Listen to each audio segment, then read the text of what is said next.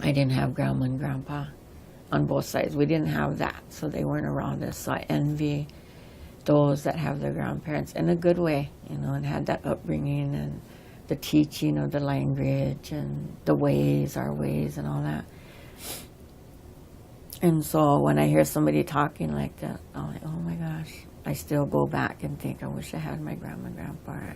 Last thing I remember with my grandma on my dad's side was she had real long hair, and she let me comb her hair up. She'd always keep it in a braid and wrap it around her.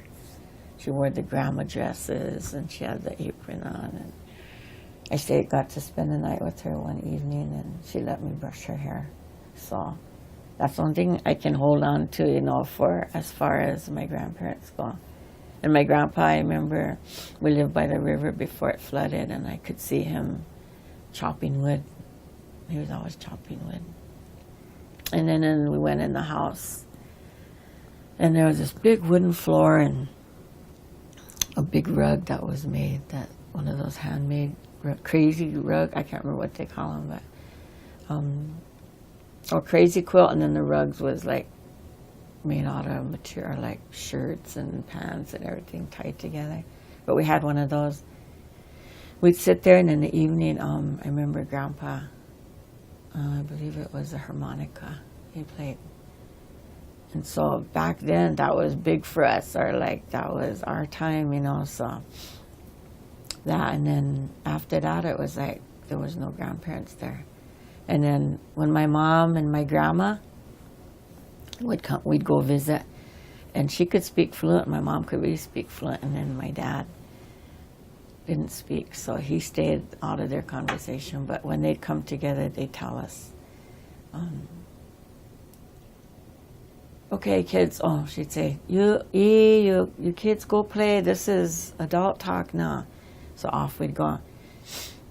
So we didn't get to learn the language. And my mom taught us like the basics, like the center dishes and our facial, and grandma and grandpa, mom and dad, uncle, auntie, like that. Excuse me, but that was, she would always like tell us, you can learn how to speak if you find someone that's motioning, or like older people, when they're speaking and they start motioning, if you watch them, you'll pick that up.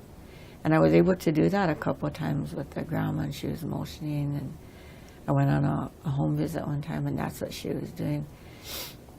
And I told her, I said, that is so nice. I said, that's neat. I said, because she told me that's how she taught her grandchildren to speak. I said, when I say water, I'll point to the table, and I'll look at the clock, and they'll know what time they're supposed to come and eat, and that it's time to eat, or like that. So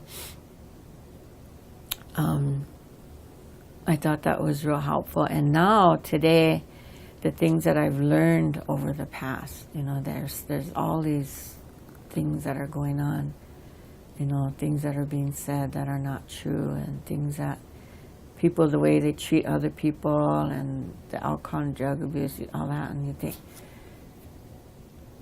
I think to myself, oh my gosh,